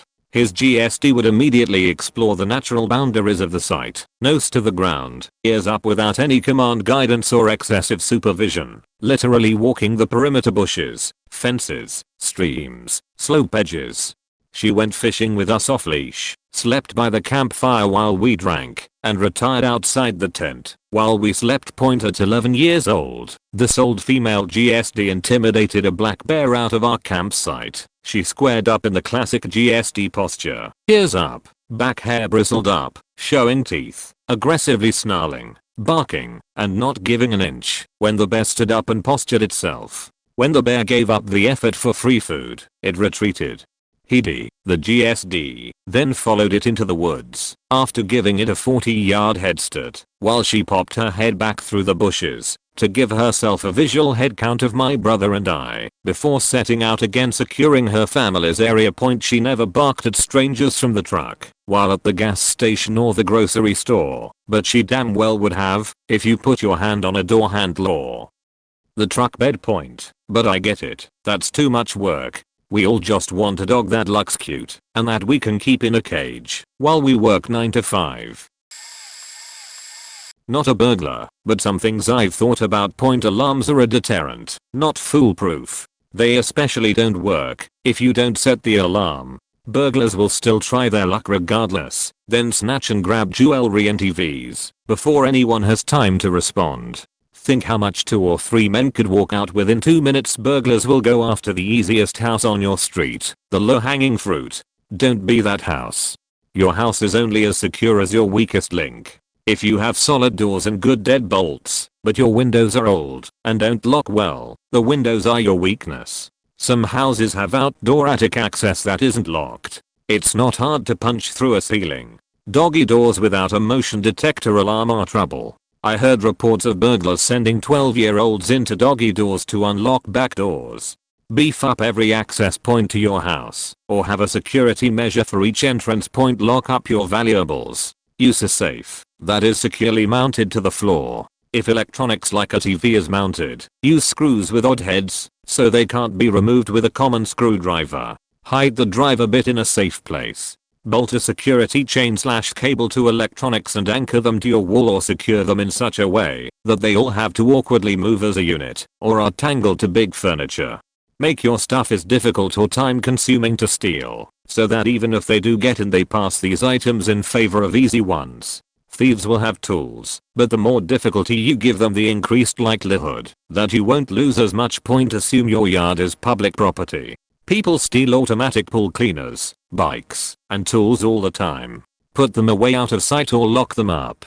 Someone mentioned stools or furniture assisting burglars into a window. I'm going to get a bike lock cable to lock my lawn chairs together to mitigate this risk. Just have a locksmith key the lock to your house key for an easy unlock when it's time to hang out again. Most burglaries in my neighborhood happen during the day and from the backyard. It's a good idea to assume your fence doesn't exist or even makes good cover for a burglar and secure your house that way. Backyard doors and windows are very important. Start with a deadbolt. It takes a slightly more focused effort to get past that as compared to a standard lock. A library card can bypass a standard door lock because people are lazy. A standard lock is designed in such a fashion as to enable you to lock a door from the inside, then shut the door as you leave without having to pause and use a key to lock it from the outside. That is, like you do with a deadbolt, otherwise known as a lock prior to the development of those currently used on most doors. The shape of the bolt allows it to be depressed while you shut the door, then it pops into place. It doesn't depress in the opposite direction, but you can slide a credit/library/AAA card in along the angled surface of the bolt and work at it until the card depresses the bolt. My first try took about 15 seconds, the next one about 10. I haven't had to do this in years, but it's seriously not at all complicated. Source: not a burglar, neither experimentally or habitually. As a teenager, I lived in an extremely rural area. There was a mile walk home from the bus stop after school, and nowhere to go if I accidentally locked myself out of the house. No cell phones then, and no parent arriving home for at least 6 hours after me. I forgot my key regularly, and after the second or third time doing so, I resorted to figuring out just how hard it was to get in without removing the basement window and crawling in that way, prompted by a home security commercial on the air at the time, in which one of the actors claimed, "I can pick most locks with a credit card. Your school library card will, in fact, open doors for you." My home was burglarized at Christmas last year. Yes, it was the wet bandits. Whoever did it knew I wasn't at home, as they had the audacity to throw a brick through a window and climb in that way. Since then, I have made the following upgrades to my home to help me feel more secure. Change the locks. This was the first thing I did. I also had double-cylinder deadbolts installed on all exterior doors. Security film on all windows. I can't afford to have my windows replaced with those fancy panes of bullet-resistant things at the local bank/Little Caesars. Home security system. Do your research before you buy one of these. Some of the larger providers will make you sign a contract for 10th number of years, or will have certain days of the week that you can cancel your contract once it comes time. Get one that's customizable to your home. Glass break sensors, door sensors, and motion sensors are all must-haves. Get one that has a battery backup system and is not reliant on landline phone. Security camera system. Get this separate from your home security system. Comcast, I know, offers an all-in-one package, which sounds pretty good at first, and then you realize that if the internet/cable goes out at your home for whatever reason, then your primary and secondary plans are proper faked. Automatic timers for lights. These run about $10 at any home improvement store. Program them to turn off and on at random intervals. Motion detecting exterior floodlights. Lights at night are a bad dream for anyone sneaking around. Getting caught by a light flashing on and off is like your mom walking in on you watching Silk Stockings when you're 14 and you think that everyone had already gone to bed, which definitely did not happen to me. Signs indicating that you have a security system and or CCTV cameras. Cheap, simple, effective deterrent. Hopefully these tips help. Burglar. A car in the driveway was likely to prevent me coming in. Having a garage without windows was also likely, as I couldn't see if anyone was home. Sure, I used to knock first, but you never know if there's someone inside who doesn't want to answer the door for a strange dude and friends. So the cars made it significantly less likely. Actual alarm system, irrelevant. Stickers, relevant. I have been in quite a few houses with alarms. If it looked like a really good one, then it'd tell the risk, but whether or not it had an alarm was irrelevant. It only takes like 5 to 10 minutes to get the most valuable items, and the cops never ever showed up for alarms until I was gone. Dogs. Literally, fuck pets. I don't want to hurt your animal, and even if it doesn't attack, it's going to be loud as fuck and my heart already feels like it's about to explode. Actually, fuck everything I just said except for the dog part. Fuck alarms, fuck cars, fuck guns. Nothing deters like a loud faking dog or two on the other end of a door. I've even had a dog next door call enough attention to me that I had to bail out the front door while the neighbor circled around the back. Fuck that shit. TLDR, dogs, do you have a motherfucker? Edit, I see a lot of people acting like dogs ain't no thing. Don't know what kind of houses they were breaking into. Dogs are friendly, but they are also loud. Like, you can hear them next door through the house when there's a burglar loud. If you've hit enough houses, you're eventually going to learn what things lead to potentially freaky faking experiences. If mine, all but my eventual arrest involves dogs. If I have 3 houses in a neighborhood, why would I not choose the one that has no dogs barking on approach? It's a no-brainer. I might be able to give some insight here. I have never a burglar, but I was part of an investigative team for several years to find out how to keep your possessions and information secure. Beyond buying a security system, which I highly recommend getting one with lots of noises and lights, here's a few things to keep in mind. Lock your doors and windows. Someone looking for a quick steal would often be deterred by a locked car door or house door. The next step for them would be to break a window, and that causes too much alarm. Don't leave valuables within eyesight. Like I said before, if a door or window is locked, most burglars looking for a quick steal won't engage further. They will look for an easier pick from another vehicle. The problem comes when that person sees you have a brand new computer bag in the back seat of your car.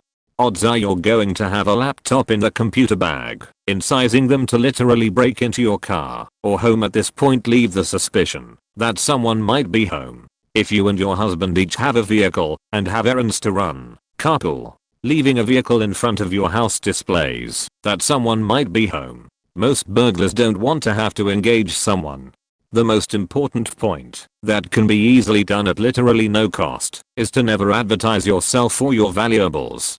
Do not tell the world that you just bought a new TV. Don't post it on Facebook. Don't tell the people on the bus. Don't leave the box in your front yard. Don't tell your neighbors. Most of the thieves we've talked to said they saw a Facebook post or they saw the empty box that told them you just bought a new $3,000 TV. One guy in particular said he was walking home when he saw the box of a new flat screen TV on someone's porch. He walked right up to the house, opened the unlocked door, and took the TV. When you post something to Facebook, you're telling the world that you have a new and expensive item in your possession. When you tag yourself being somewhere on Facebook, you're telling the world that you're not home. The most dangerous thief is one who strikes at night. This is the least common time for someone to try and back into your home, but it does happen. When someone is breaking into your home at night, they're assuming that you're going to be home. Unless they know you're somewhere on vacation, which they shouldn't know, because no one would post that kind of information on Facebook, right? So if someone breaks into your home at night, they're expecting to run into you or be confronted. During this situation, it's best advised not to engage the person. Try to lock yourself in whatever room you're in and call the police. You'll get some things stolen, but don't try to engage the person. You may think you have the upper hand because you have a bat or a gun, but they're entering your home with the assumption that you're going to try and stop them. Odds are, they have some weapons too. Daytime burglary is the most common, since most people are out of the house. It doesn't matter if you're at work, or at school, or if you're out robbing someone else's house, you're not home, and they know it. The best line of defense is to make it seem like you or someone else is home. The main difference between daytime burglary and nighttime is that the daytime people don't expect anyone to be home. If you're out and about when you receive an alert that your house is being broken into, don't speed home and try to catch them in the act. The average time it takes a burglar to be in and out of your house is 3 to 10 minutes. Odds are by the time you get the call/alert, they're already halfway through your house. When something is out of your control, you tend to make bad choices. As funny as it sounds, I've heard people tell me that they blew the red light to get home because they were being robbed.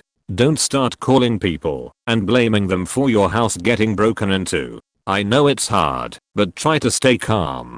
The only thing you can really do here is make sure the police are aware of the situation. If anyone is going to speed through lights to catch someone, it'll be them. It's a big if. If you are home when the burglary is happening, do not shoot the guy. This person might be breaking into your home and stealing your things, but shooting them brings in all kinds of problems. Know the laws of your state when it comes to this kind of thing, but I would encourage you not to shoot on sight. These are people too. If someone is breaking into your home and you're there, it's best to call the police and lock yourself away from the situation. Engaging a target is risky and is not worth getting yourself hurt. I'm not saying this about all burglars, but in general they're not mentally stable. Their moral compass is probably not as strong as yours. If you engage them, they might have less hesitation on hurting you compared to your hesitating on hurting them. No one needs to get hurt. Just don't engage. Having a dog helps, but only slightly. Most burglars don't care if you have a pet, but some might at least think twice if it's a guard dog or not. Guard dog training is definitely an option, but not everyone wants their dog to go through it. If you are thinking about it, do some research. Look for a place that will train your dog for your needs, so it doesn't end up being a police dog. Unless that's what you want, know your city and its statistics. This mostly helps for when you're about to buy a house, but it can help those who have already moved into the area as well. Know what months of the year have the most break-ins. Know what times of day it usually happens. Know what part of your city has the most theft. Know the color of car with the most break-ins. Some cities have their own statistics page, but others you might have to do some research. Knowing these statistics can keep people alert of their surroundings.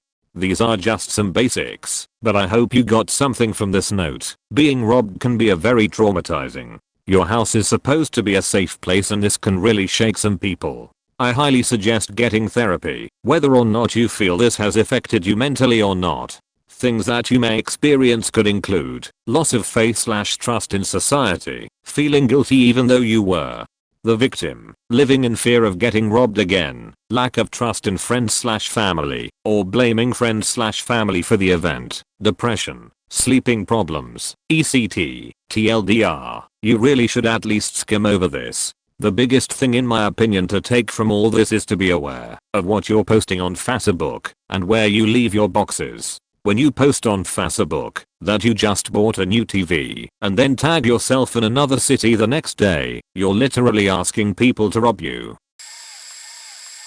A bit late to the party, but figured I'd throw in. I used to break into homes when I was younger, like late 90s, when I was more faked up. My goal was to be as unobtrusive as possible. I would dress in Mormon attire, had a backpack with literature in it, and would just walk up to the home at whatever the appropriate time was after casing the place, until I felt I knew enough to act without getting caught or running into occupants.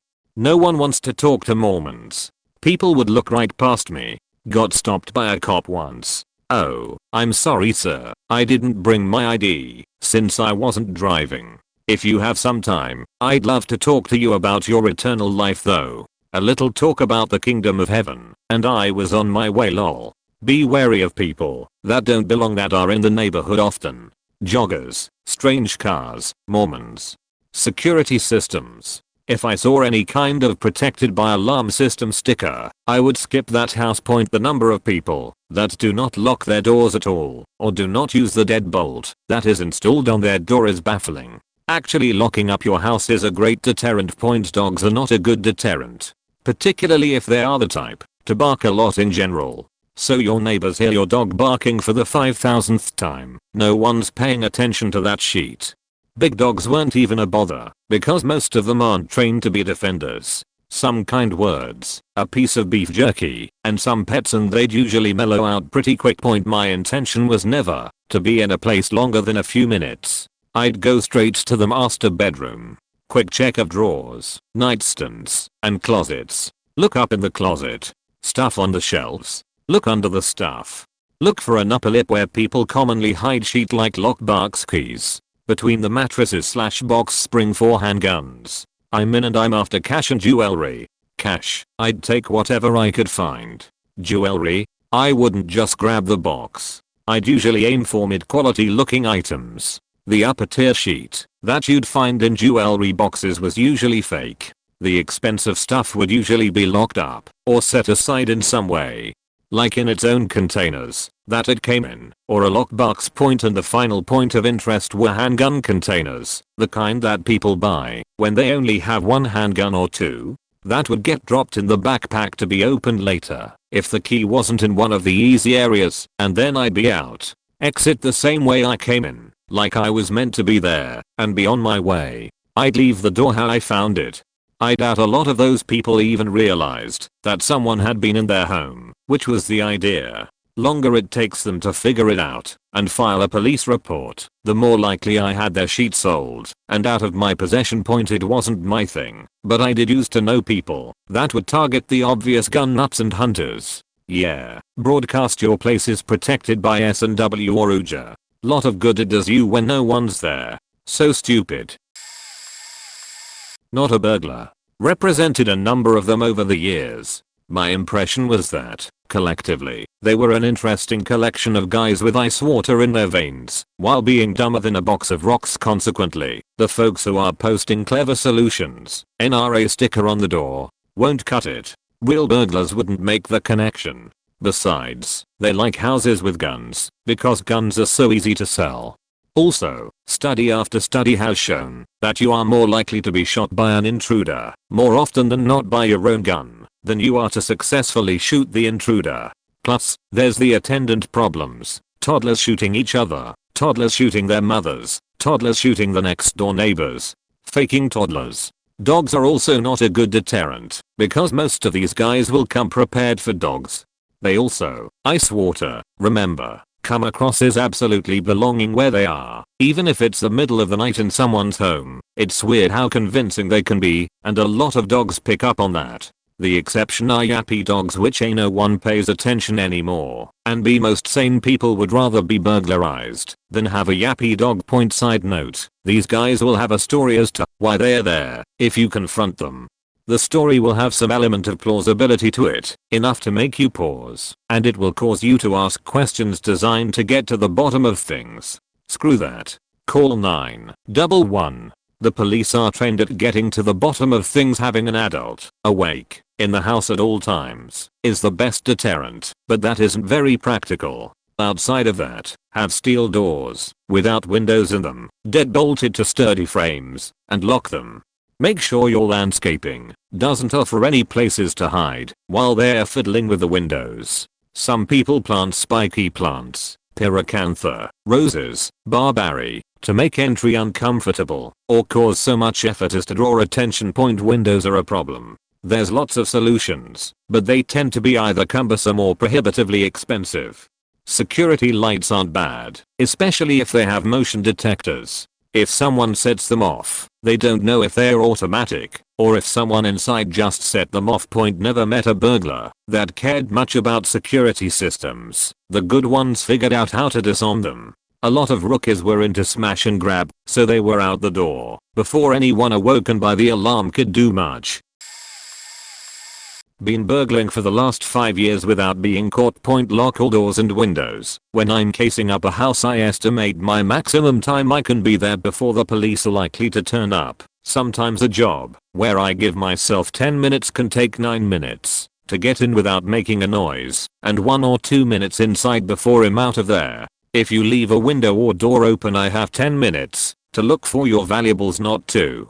If you do lock windows and doors, make sure they're all wired up to your main alarm. Sound attracts attention, and attention is the last thing we want. If your alarm works, then I'm not gonna stick around for long. Point: live in a well lit area. Like I said, I case a join before I go in, and for this, I need to spend 30 minutes, 1 hour observing everything.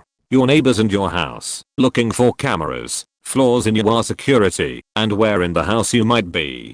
A guy sitting in a pitch black corner of the garden won't get seen like a guy sitting in a bright orange garden will. Point: my main goal is your car. I can walk in some houses and within 2 minutes walk out with a £20k car which I can sell for parts to a guy I know for £6k. Make sure your keys are in a safe place, not a drawer in your kitchen, otherwise I'm going to find them. In addition, I hardly ever walk out with TVs for the reason they're huge.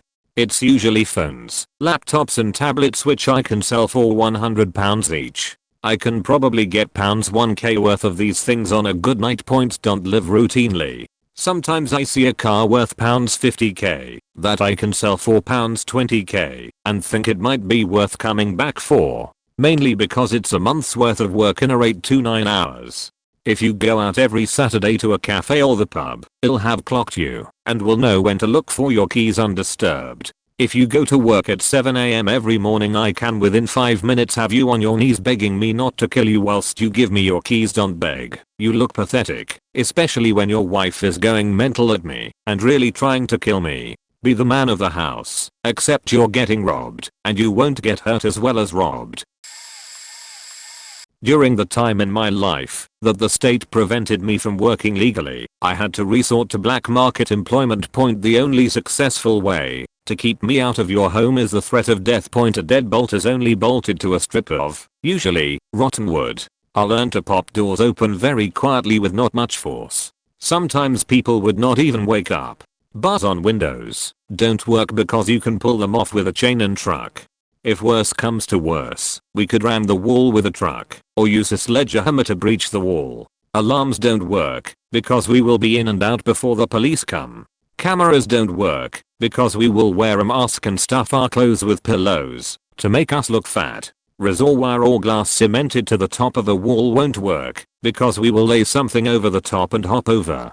A dog, maybe. You will need more than one big dog. I had drug dealer friends have all their dogs killed because a dog cannot return fire. Electric fence probably won't mess with this, but it can be defeated by a determined element. Security guards, more effective, but everyone has their price. You'd be surprised to know how many security guards are in on it. Death. That's the only way. If I knew a target was too hard to heavily defended, we would never attempt. You want to stop a determined element from breaking into your home, just kill them. The sound of a 12-gauge or rack would make me shit my pants. As someone who has been burglarized, here's some advice. 1. Get away or double-sided deadbolts for your main level doors. You might have the best skludge on your door, but once you have gotten in through a window, all it takes is a flip of a plunger to open that door and make it that much easier to walk all that booty out and into a vehicle. It's a lot harder to get a big haul when you have to carry everything back out through a window. 2. Keep your bushes and trees trimmed. Point: if you have bushes around your house under your windows or low hanging trees that make it harder to see people from the street, you're making it that much easier for someone to hang out undercover while they play around trying to get inside. This also serves to show that the property is lived in and not vacant, and that you as the occupant are attentive to your property. 3. Lighting pro criminals will try to get you during the day, but an easy way to deter your average burglar is keeping things well lit after dark. While motion lights are easier on the electric bill, I personally feel that always on evening lighting, photocell activated, is a better deterrent, as most people get desensitized by the random opossum or raccoon setting off motion lights. If you do motion lights, make sure they are set to stay on for the longest setting. 4. If you are going to keep valuables in your home, be creative with their hiding point. First place any decent criminal is going to go for a good score is your bedroom. They're going to check under your bed, flip your mattress, and pull out/dump all your dresser drawers. If they have the time, they will also rummage your closet, and might even check your freezer. So, if you're going to keep cash or heirlooms or anything else you consider valuable anywhere other than a good safe, $40 to $50 at Walmart is maybe good for fire, but not much else. Or, better yet, a safety deposit box. Pick somewhere that is going to take more than a few seconds to discover. 5. A word about guns. Guns do nothing to prevent a burglary, however, they can potentially stop a robbery, and possibly save your life. The most unpredictable criminal, and thus the most dangerous, is one who is willing to enter your home when you are there. These are either druggies so desperate that they don't care, or someone who wishes to do something to you or your family. But I bring this up because the psychological effect of being burglarized is unpleasant, to say the least. It is a violent invasion of your personal space, and it makes you feel uneasy in an environment you formerly associated with safety and comfort. So while they might not do much on the side of burglary prevention, I know that I slept better afterward with my loaded 870 in reach. Bear in mind that I'm single without children, as other people in my home would have changed the condition of my weapon. It's also worth mention that I barred my bedroom door at night before sleeping, which I recommend to anyone who fears a nighttime intrusion. If they even got through at all, the siege required would have both awakened me and granted me enough time to ready my weapon. Best case scenario is they try the knob with no luck and move on. Frankly, unless you have family in another section of the house that justifies you leaving your room, there is no reason for you to aggress a threat. If you're making any noise, it should be on your phone as you're calling 911, and that includes that BS about the action of your shotgun is the scariest thing to a criminal. You want to be the one hearing, not the one heard. I hope that helps, and I hope that the tips you receive here assist you in preventing such an experience.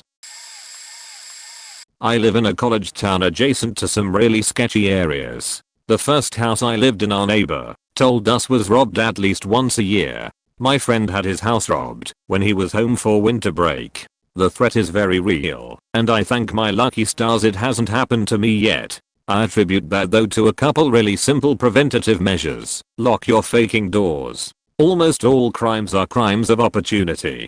Don't give them that opportunity. You are probably fine locking your doors only at night and while away, but it helps to have it locked by default, just to get into the habit of it. Don't leave items of value in plain sight. You often hear people talk about this to prevent car break-ins, but the same logic applies to a house too. If they can't see anything valuable through the windows they want, they probably don't want to waste the effort. Know the signs of when burglars are in the area. According to our neighbor, a good telltale was bikes being chained to street signs. They would ride to the neighborhood on their bike and not have a friend's place to keep it in. Just take extra care and be on alert for suspicious activity. This is more for mugging prevention, but be alert when walking home at night. Stay on streets with street lamps if you can. Look for potential places someone could be hiding and give them a wide berth. Traveling with a buddy is also a good idea, but it's not always an option, and it's no guarantee a mugger won't try something. This is all that I've ever done to avoid burglary/mugging. Hopefully it helps. Also, one other thing that may be helpful, even though I've never done it, window and door alarms can be pretty cheap, and depending on your university they may give them out for free. Installing them on your windows and doors could easily scare someone away. A lot of robberies can occur by people who have visited the house before, such as cleaning services, cable repair personnel, gas company, mail carriers etc. Not to say, be untrusting of the hard-working individuals who may visit your home, but just be aware. This happened to my family. Pretty certain it was the cleaners, or friends of. My mom used the same lady for a while, so she had a good idea of where the valuables were. When she came home, our dog was in the backyard, and she thought she accidentally left him outside. Then she realized the window in the backyard was pried open with a crowbar. Nothing was trashed or moved, just all my mother's jewelry and the cash my parents had hidden was stolen. The robber knew exactly where to go. Pretty sad because they took some jewelry with sentimental value, such as my dad's college class ring. My parents are immigrants, so that was the first real traditional American symbol my dad owned. I'm glad I got to see it for the first time literally a month before it was stolen, so at least I have a picture of him with it on. Irony is my parents used to have a alarm system, then cancelled it after not using it much. Now they have a more high-tech one which they can control with their phone, and they never leave the house without activating it. Whenever I come visit home, they always remind me to turn it before I leave. So the most upsetting thing about it all is the paranoia my mother feels after her home was invaded. We have a small dog who I love so much, and I'm so happy they didn't hurt or kill him. The little guy did take a sheet in the house before they put him outside, so he literally was scared sheetless. He was the most valuable treasure in our home that day, and I'm just thankful those fakers didn't hurt him. I know a guy, he gave me the following info. Serious, 99% of burglars are looking for the quickest, easiest score. Whether it's junkie looking for something to pawn, or a career burglar, they want to get in and get out quickly with no witnesses. This fact pretty much drives the list below. Just like when you're going camping, you don't have to outrun the bear, you only have to outrun your friend. Your friend is your neighbor's house. The bear is the burglar. Outrunning is making your home a less appealing target than his. The metaphor is to give you a common denominator, to compare this situation to another, more obvious situation. The parentheses are to explain it to dumb people. Point 1. Lights on. If someone is home, or appears to be home, they're moving on. On vacation, light/TV/radio timers work well. 2. Most burglaries are going to happen between dusk and midnight. Burglar has obvious signs of people being home. Lights. Before dusk, people home plus no lights. After midnight, people home plus no lights. Make sure your home appear occupied during these hours. 3. Make sure windows and doors are not obscured. Even the best locked window is still just a pane or two of glass. Give someone a quiet, sheltered place to work, and they will defeat your lock, or just bust the window.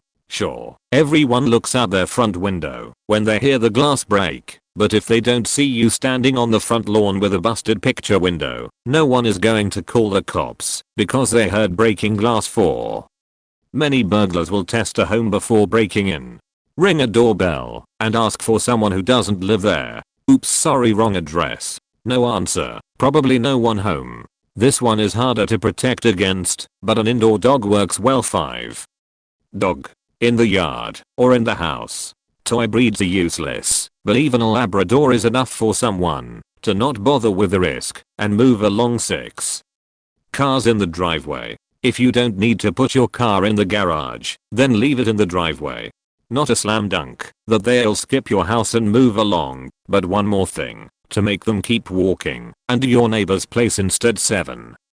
Alarm company signs/stickers. Why bother if there is a chance of an air raid siren going off the minute they step inside? Most people take very little in the way of effective precautions, so the average burglar has a wide selection of soft targets.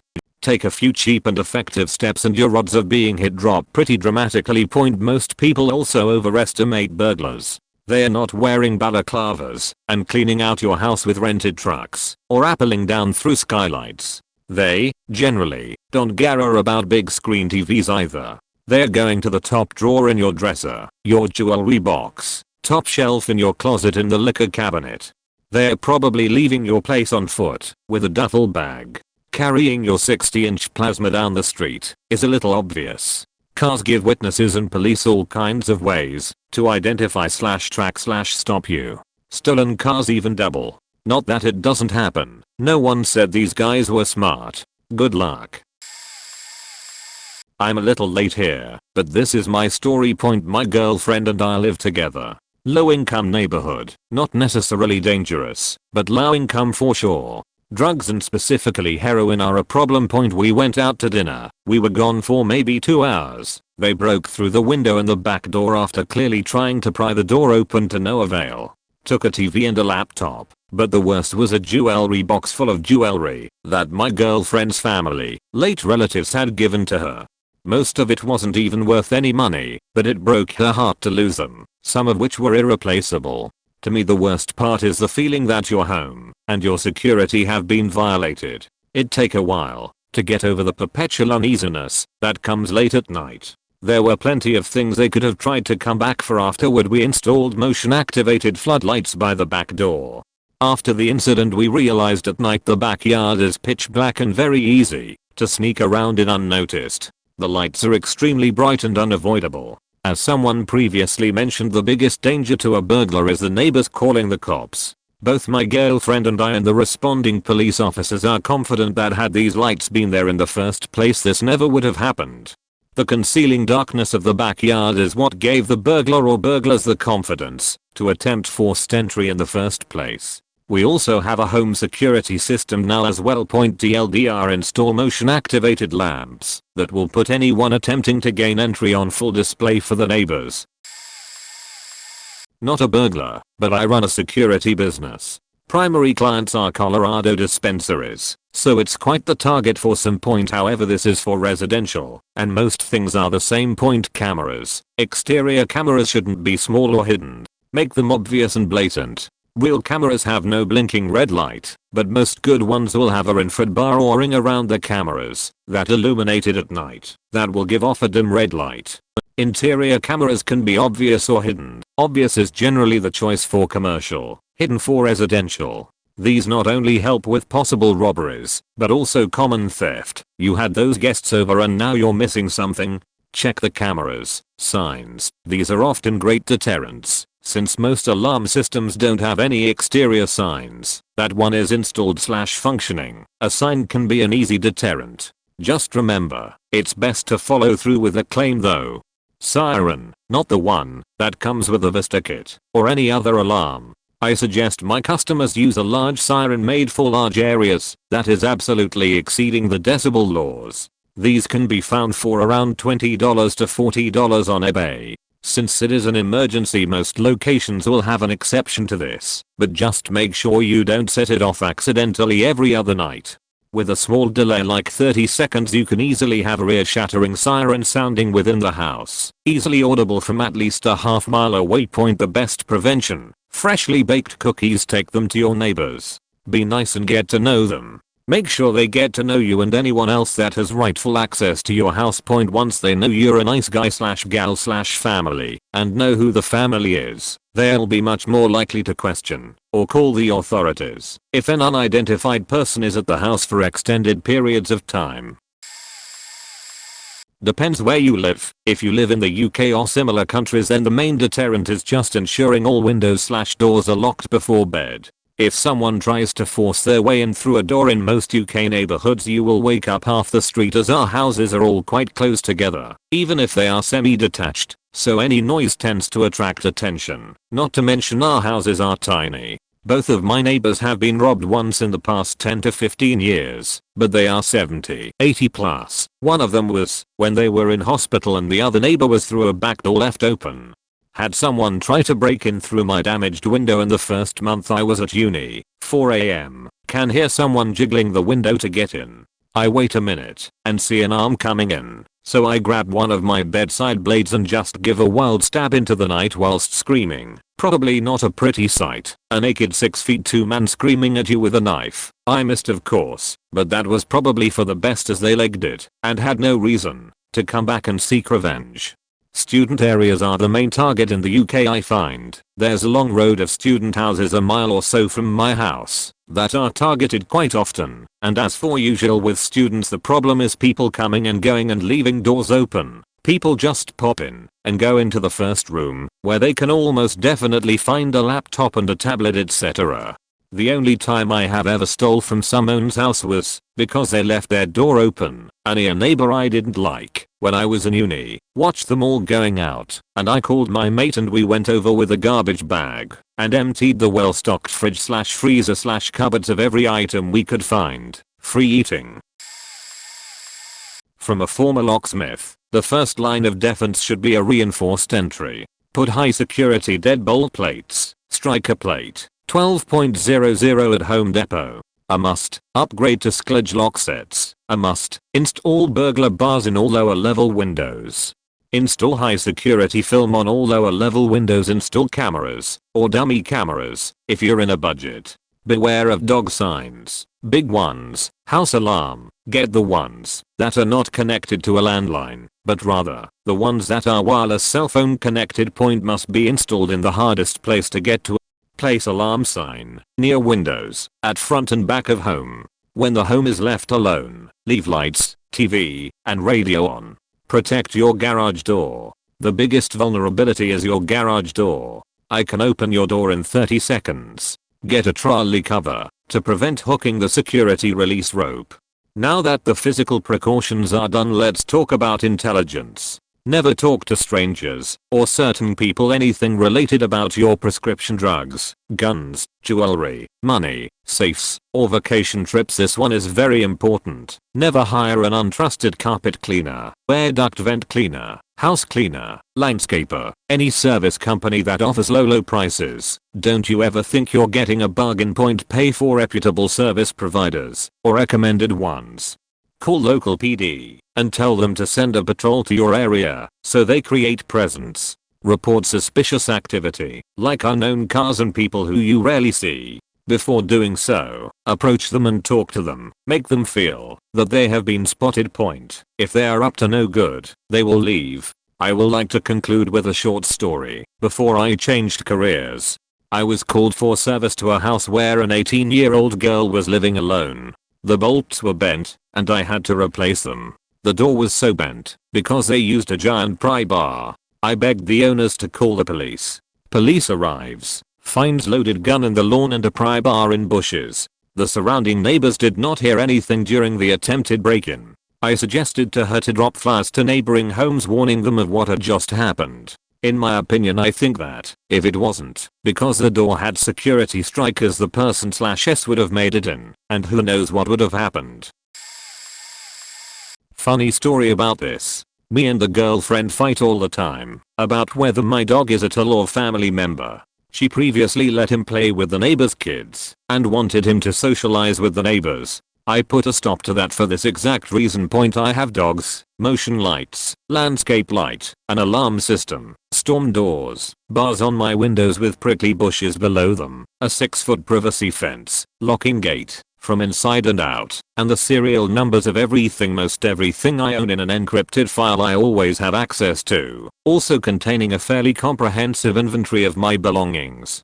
Every salesman, realtor, neighbor or random person knocking on the door gets chased away by the dogs or me being politely unfriendly. The neighbor kids don't even usually come looking for anything they manage to throw over the fence anymore, because 99% of the time I don't even answer the door, and because they are dickhead children who have thrown shit at my dogs before. Any toys that end up in my yard are given to the dogs anyways, if they don't manage to destroy them before I even see them.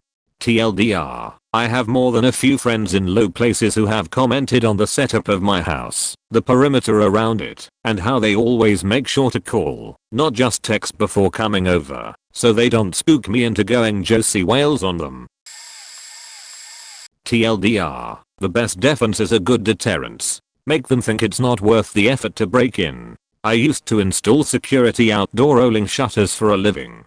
Doing any type of security and burglar prevention type job opens your eyes to the world of crime. First off, burglary happens everywhere.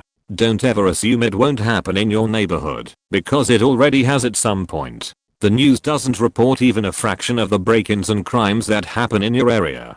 With that in mind, you'd be surprised how even the most basic things can prevent you being robbed. Always lock your doors and windows of your house. If you have a garage, park your car in it, and lock the doors and roll up the windows, even if it's in the garage. Just locking up can prevent a lot of break-ins, because they can simply move on to a home that isn't locked up. Put up blinds or some sort of thing, to prevent people seeing inside your home, to see what you have. Never leave boxes by the trash of things you bought, like TVs, gaming systems, and other high-price items. Try to keep vacation plans on the down low. Those are all things you can do right now for little to no cost. Now for some things that will cost you some decent chunks of change. Get a security door. Your front door is easier to kick in than you probably think it is. It'll make some noise, but most people won't hear it, or won't know what the sound was in the first place, to bother to report it. Get security cameras.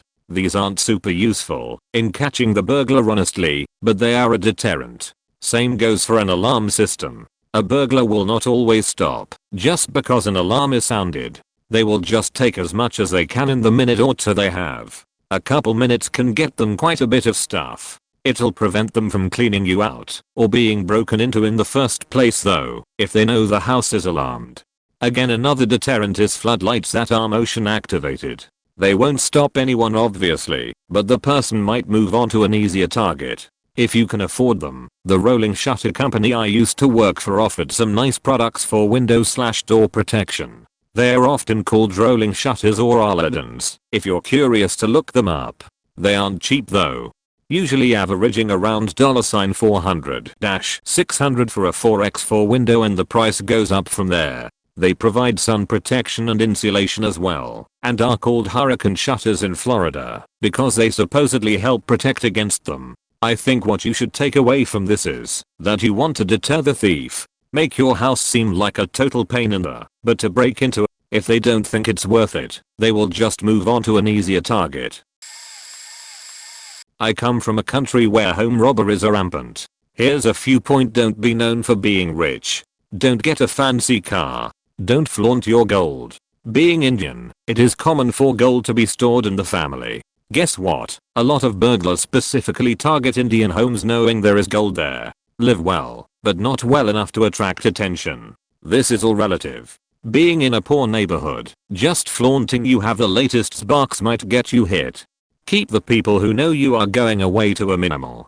Half the robberies I heard of were from people who had private security. Now, chances are you/company don't pay that security guard enough to have loyalty to you. You let him know you're on vacation. Suddenly his friends know exactly which house to hit. Also, don't assume acquaintances or even family aren't above robbing you.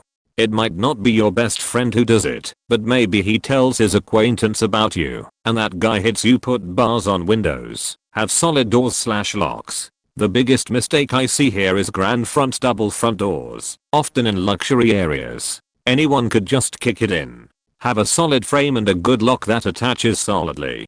Know that if someone really wants to rob you, they will. Separate the stuff they want from the stuff you really don't want lost. So keep your passport in a different place from your jewelry/cash. A burglar might steal your jewelry, but the last thing you want is for the theft to linger and linger knowing your identity is stolen.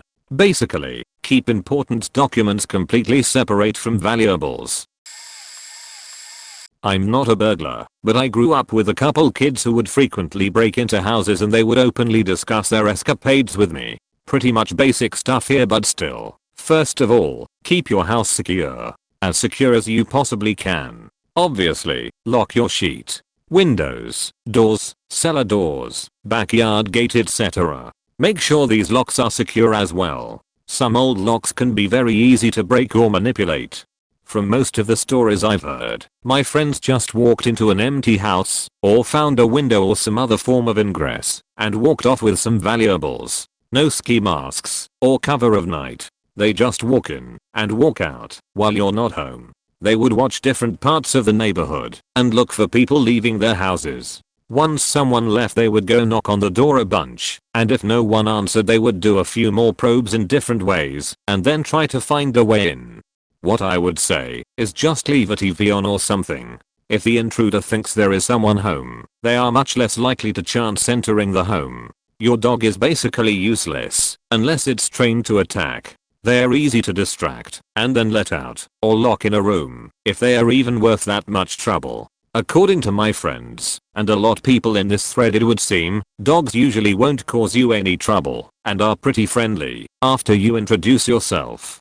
Don't advertise your nice belongings. Not to anyone. Your friends may not be out to get you, but people chat, and if the wrong person hears you have something they want, you may become a target. This has happened to me before, and I've seen other people get targeted for running their mouths about how awesome their new stuff is. This includes garbage. If you get a new TV or something, just keep the box.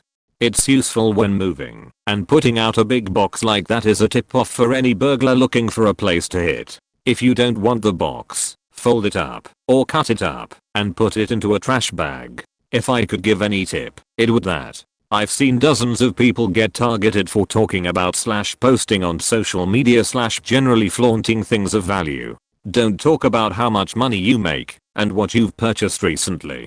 Especially don't ramble on about how you're not afraid of a break-in because of all your guns. Your guns can't defend your house while you're out and are likely to be what you're getting robbed for. I've seen this exact scenario happen. Just keep your mouth shut. It's best just to keep to yourself and people you deeply trust. Install a security system, or at the very least, the sign that says you have one. Burglars don't want to be caught.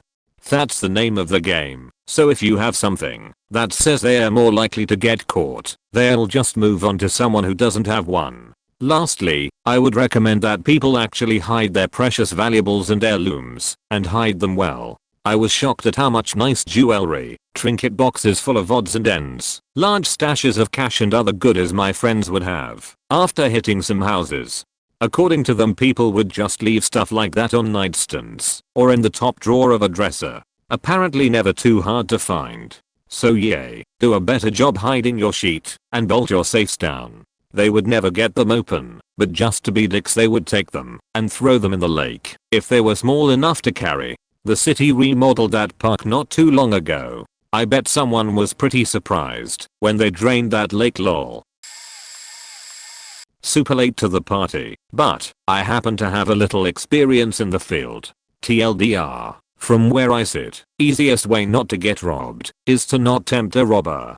Don't leave your stealable sheet out in plain sight with the windows open for extended periods when a, no one is home, or b, lights are on at night with curtains open, or c, there are, for whatever reason, lots of people walking by, even if you are home. Maybe you live on a busy street or a thoroughfare.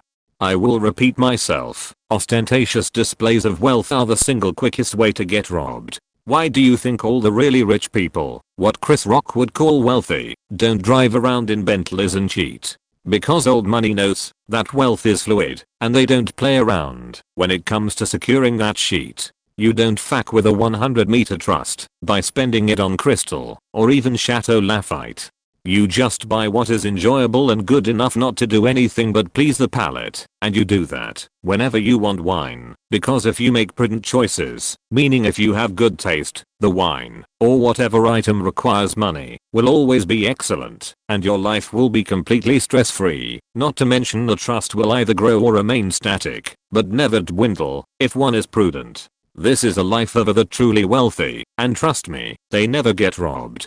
This kind of became a discussion and understatement, but the point is that I've never jacked anyone who didn't act like they were daring me to do it. I'm not an asshole, and I haven't been a thief in a long time, but when I did I would only take easy targets because I still have to look myself in the mirror at the end of the day and justify to myself what I did. Full disclosure, I never did anything really heavy, so take all this with a grain, but if my experience is at all like the mean, you'd be best to just pace yourself in the keeping up with the Genesis department.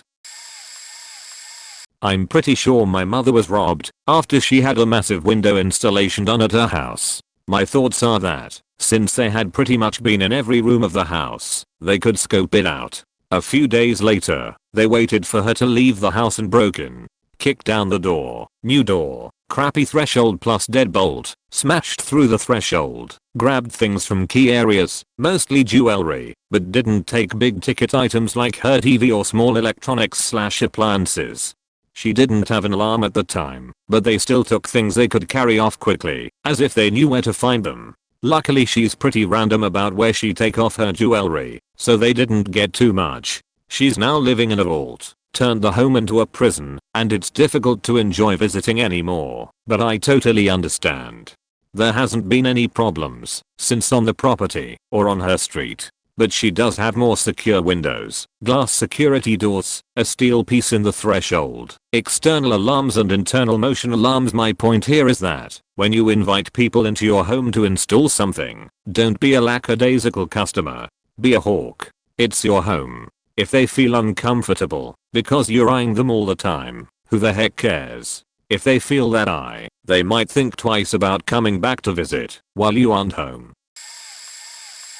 You/Tebian made a lot of valid points on house security, especially the part about the dogs. If you have a dog, invest in some training. Everything he mentioned is very solid. Make sure to plaster the security system advertisement everywhere you can. Don't be one of those guys who leaves a spare key somewhere by the door or the mailbox. You'd be surprised how many people leave a key under a mat, a lawn ornament, gnome, the door frame, some random rock next to the door, etc.